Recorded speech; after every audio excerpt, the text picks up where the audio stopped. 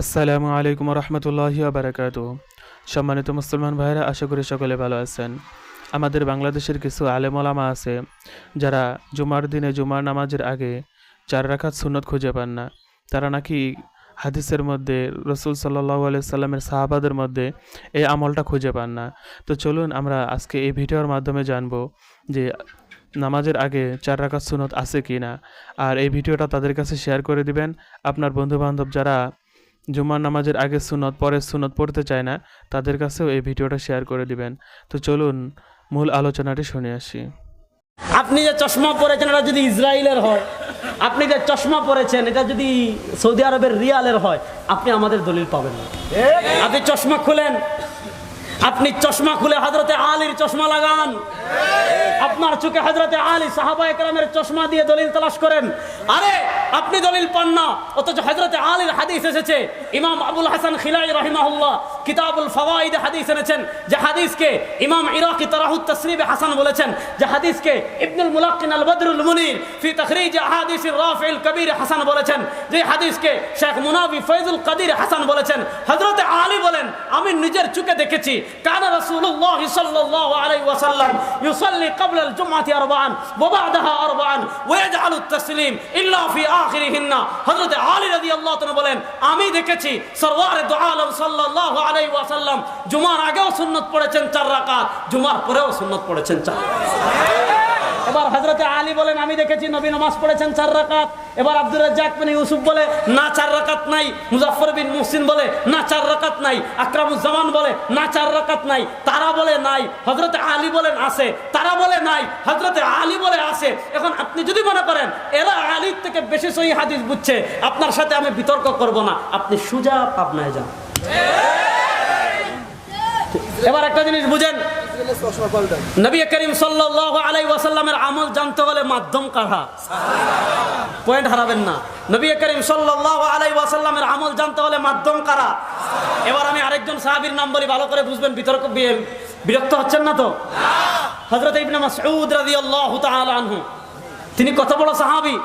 তিনি নবী করিম সাল্লাল্লাহু আলাইহি ওয়াসাল্লামের এতটা খাদেম ছিলেন যে তার উপাধি ছিল সাহিবুন নালাইন ওয়াল বিসাদা ওয়াল মিথহারা।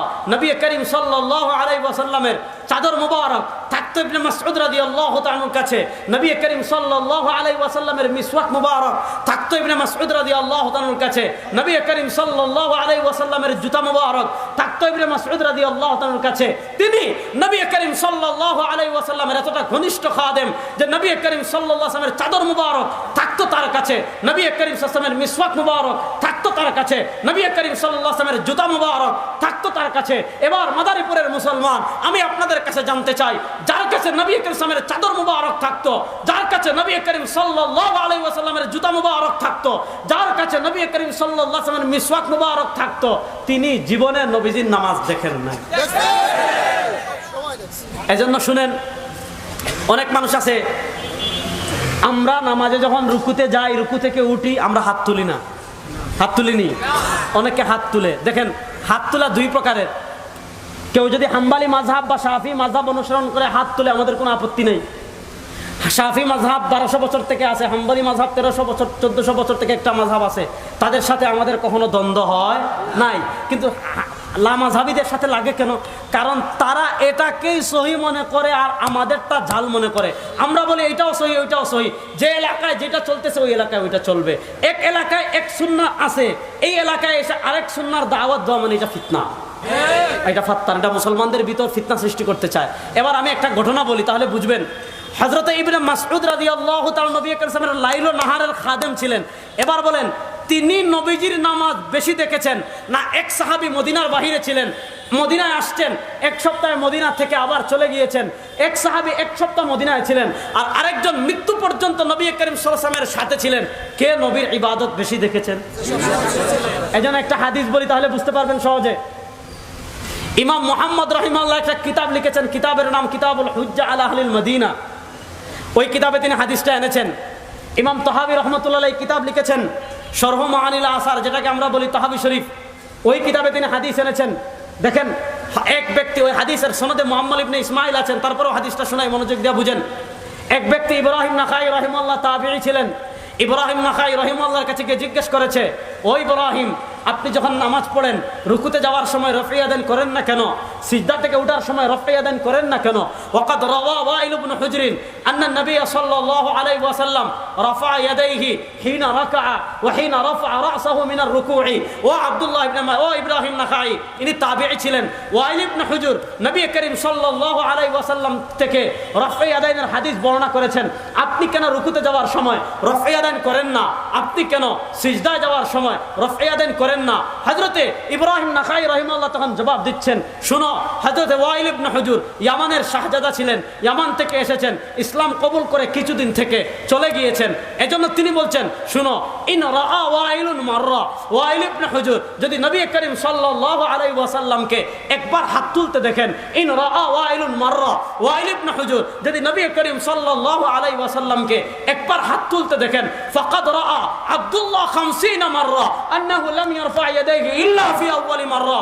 ওয়াইল ইবনে হুজর যদি একবার করতে দেখেন, আব্দুল্লাহ ইবনে মাসউদ রাদিয়াল্লাহু তাআলা আনহু নবী করিম সাল্লাল্লাহু আলাইহি ওয়াসাল্লামকে 50 বার না করতে দেখেছেন।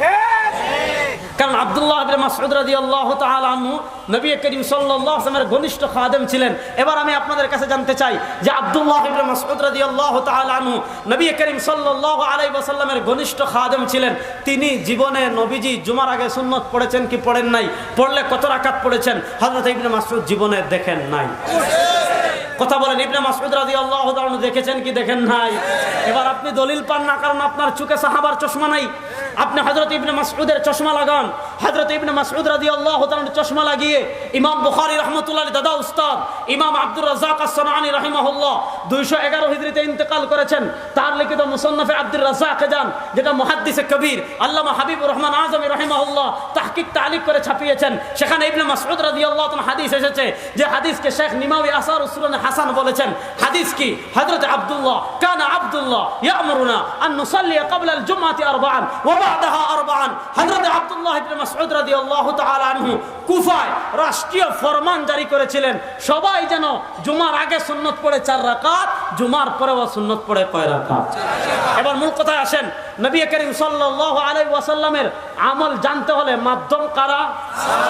মুকুলে বলেন, মাধ্যম কারা? এবার আমি আরেকটা উদাহরণ দিই, তাহলে আরো সহজ করে বুঝবেন। এশার নামাজের পর একটা ওয়াজিব নামাজ আছে, এই নামাজের নাম বলে না, এই নামাজের নাম আমরা ভিতরের নামাজ পড়ি কয় রাকাত? আরেক দল আছে এরা ভিতরের নামাজ পড়ে কয় রাকাত? আচ্ছা বাদ, এই আলোচনা বাদ। এখন বুঝেন, ভিতরের নামাজ 1 রাকাত পড়বেন নাকি 3 রাকাত পড়বেন, এই আলোচনা আমি পড়ে যাচ্ছি। আগে আমি মাথায় একটা জিনিস বসাই, এটা বুঝেন, মনোযোগ দিয়ে বুঝেন। নবী করিম সাল্লাল্লাহু আলাইহি ওয়াসাল্লাম ফরজ নামাজ পড়তেন মসজিদে। বলেন, নবী করিম সাল্লাল্লাহু আলাইহি ওয়াসাল্লাম ফরজ নামাজ পড়তেন কোথায়? আর সুন্নত ওয়াজিব নফল পড়তেন কোথায়? ঘরে। আল্লাহ নবী সাল্লাল্লাহু আলাইহি ওয়াসাল্লাম আমাদেরকে নির্দেশনা দিয়েছেন। কি নির্দেশনা দিয়েছেন? নবী করিম সাল্লাল্লাহু আলাইহি ওয়াসাল্লাম বলেন, লা তাজআলু বুয়ুতাকুম কুবুরা, লা তাজআলু বুয়ুতাকুম কুবুরা। তোমাদের ঘরকে কবর বানাইও না। সুন্নত নামাজ ঘরে পড়ো, ওয়াজিব নামাজ ঘরে পড়ো, তাহাজ্জুদ নামাজ ঘরে পড়ো, নফল নামাজ ঘরে পড়ো। এজন্য আমাদের মাযহাব হলো, যদি সুন্নত নামাজ পড়ার অবকাশ সুযোগ ঘরে থাকে, ঘরে পড়া উত্তম, আর ঘরে পড়ার সুযোগ না থাকলে মসজিদে পড়বেন। এবার আমি আপনাদের কাছে জানতে চাই, নবী করিম সাল্লাল্লাহু আলাইহি ওয়াসাল্লাম বিতরের নামাজ পড়েছেন ঘরে। নবী করিম সাল্লাল্লাহু আলাইহি ওয়াসাল্লাম বিতরের নামাজ পড়েছেন ঘরে।